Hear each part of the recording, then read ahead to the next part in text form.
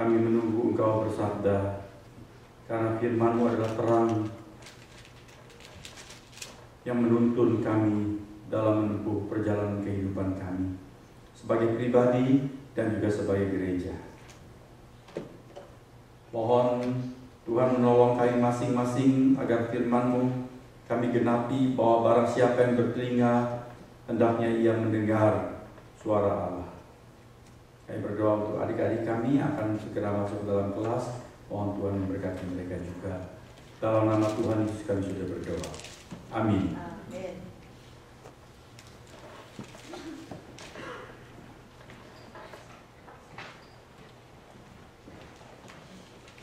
Selamat ketemu kembali saudara-saudara. Selamat ketemu lagi. Saya hendak mengucapkan terima kasih kepada rekan-rekan kerja yang selama kami di Indonesia tetap mengelola pelayanan dengan setia, dan kepada setiap saudara seluruh jemaat Kristus Community yang juga dengan setia datang beribadah. Sore ini saya hendak bawa satu oleh-oleh dan perenungan firman Tuhan dari kitab Kisah Para Rasul pasal yang kedua. Marilah kita membuka bersama-sama Kisah Para Rasul pasal yang kedua, ayat ke-41 sampai dengan ayat yang ke-47.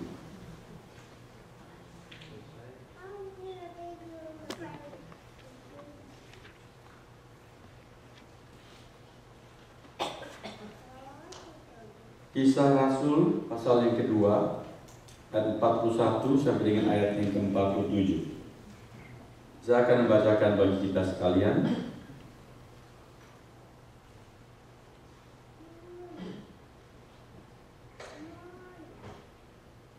Ayat 41. Orang-orang yang menerima perkataannya itu memberi diri dibaptis, dan pada hari itu jumlah mereka bertambah kira-kira 3.000 jiwa. Mereka bertekun dalam pengajaran rasul-rasul dan dalam persekutuan. Dan mereka selalu berkumpul untuk memecahkan roti dan berdoa. Maka ketakutanlah mereka semua, sedang rasul-rasul itu mengadakan banyak mujizat dan tanda. Dan semua orang yang telah menjadi percaya tetap bersatu, dan segala kepunyaan mereka adalah kepunyaan bersama. Dan selalu ada dari mereka yang menjual harta miliknya, lalu membagi-bagikannya kepada semua orang sesuai dengan keperluan masing-masing. Dengan bertekun dan dengan sehati, mereka berkumpul tiap-tiap hari dalam bait Allah. Mereka memecahkan roti di rumah masing-masing secara bergilir, dan makan bersama-sama dengan gembira dan dengan tulus hati, sambil memuji Allah.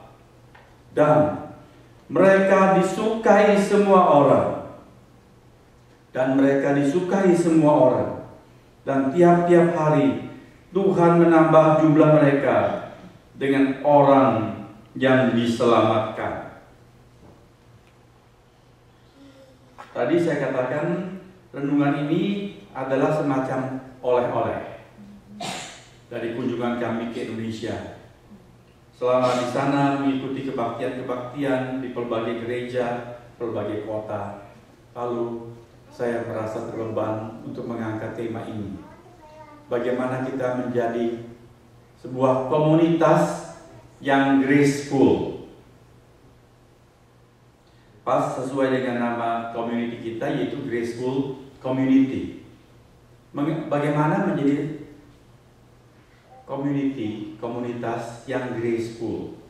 Nah saudara-saudara, untuk mengerti, kita harus mulai dengan memahami apa maksud kata-kata tersebut. Apa itu komunitas? Kalau kita melihat kamus, komunitas itu atau suatu community, satu masyarakat sekitar setempat, begitu kira-kira. Tetapi kalau kita menekuni bahasa aslinya, itu berasal dari bahasa Latin commune, yang berarti sebetulnya satu kelompok yang hidup bersama-sama karena memiliki satu kebutuhan, satu tujuan, dan juga dilandasi pada satu keyakinan pemahaman yang sama. Maka mereka hidup sebagai satu kelompok bersama-sama. Gereja seharusnya memang menjadi sebuah komunitas. Karena apa? Apakah ada sesuatu yang sama di dalam diri kita masing-masing sehingga kita berkumpul, saudara-saudara? Ada? Apa saja yang sama? Coba kita sebutkan. Dalam diri saudara dan saya, yang sama itu apanya? Sehingga kita kumpul bersama-sama. Apa saja yang sama? Stil rambutnya sama? Culture. Karena orang Indonesia. Coba Yana mungkin maksudnya begitu, Yana. Apalagi? Jadi kalau di sini yang bukan orang Indonesia bagaimana? Boleh masuk di sini enggak? Boleh. Daniel itu orang Filipina, dia bukan orang Indonesia. Nah, iman yang sama. Ya. Iman kepada siapa? Kepada Tuhan Yesus. Kita memiliki juru selamat yang kita kenal sama, yaitu satu-satu juru selamat, yakni Tuhan Yesus. Apalagi yang sama?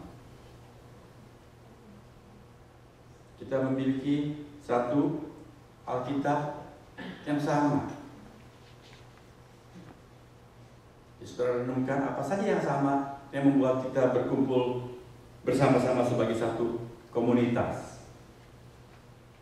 Waktu kita mendengar kata komunitas, kiranya saudara dan saya diingatkan bahwa Tuhan Yesus Juru Selamat itu menyelamatkan setiap orang secara individu, secara pribadi. Kalau seorang mau selamat, dia tidak bisa minta diwakili. Kalau di Indonesia, kalau ada kerja bakti, kita bisa mewakilkan, diundang, ya Pak RT kirim surat, beritahukan nanti tanggal sekian ada kerja bakti di kampung hari Sabtu. Wah, lalu cukong-cukong bos-bos nggak bisa datang dan nggak mau datang, lalu dia wakilkan siapa? Kacungnya dia suruh pergi, bisa. Dia wakilkan, asal bawa nasi bungkus mungkin buat makan siang bersama-sama nanti. Wah, semua sudah senang. Cukong nggak datang nggak apa-apa, asal nasi bungkusnya datang. Tetapi saudara-saudara, mau masuk surga bisa diwakilkan nggak? Bisa nggak seorang suami berkata, lu aja deh ikut kebaktian, ya nanti pulang ceritain sama gua apa tadi kebaktian, ceritanya apa, khotbahnya apa? Tidak bisa. Anak tidak bisa minta diwakili oleh orang tua. Kita butuh orang lain mendoakan kita. Tetapi untuk keselamatan saya sendiri, saudara pribadi, harus mengambil keputusan, harus menentukan sikap kepada Tuhan Yesus secara individu.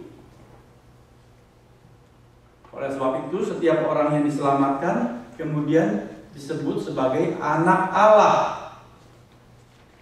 Anak dilahirkan satu persatu, pribadi demi pribadi, tidak seperti cetakan semua sama sekaligus kerjakan banyak secara massal, tidak, satu persatu. Bahkan anak kembar pun setiap anak itu satu pribadi yang tidak persis sama satu dengan yang lain.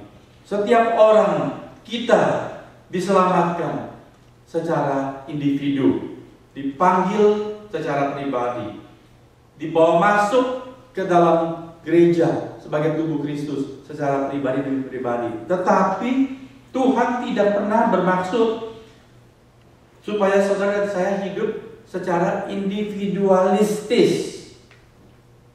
Diselamatkan secara individual, tapi tidak untuk individualistis.